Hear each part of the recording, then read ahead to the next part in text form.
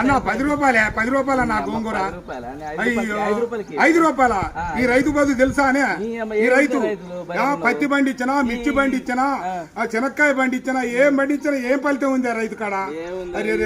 రైతు బాధ తెలుసానే అన్నా? ఇది ఒకటి తెలుసా? రైతు బాధ తెలుసా? నేను పంట పండించిన రైతు పత్తి ఏ ఫలితం లేకుండా రైతునయ్యి పుట్టినాను, రైతునయ్యి పెరిగినాను, రాయినయ్యి నేను పుడితే రంది లేకుంటుందునయ్యా. పత్తి పంట నేను ఏతే మిత్తి కన్నా ఎల్లలే. ఏం బతుకు ఏం బతుకు ఈ రైతు బతుకు చూడరా, ఏం బతుకు ఏం బతుకు. అరే మిర్చి పంట నేను ఏతే ఖర్చులన్నా బూడలే. ఏం బతుకు ఏం బతుకు ఈ రైతు బతుకు, ఈ బతుకు నేను బతుకాను.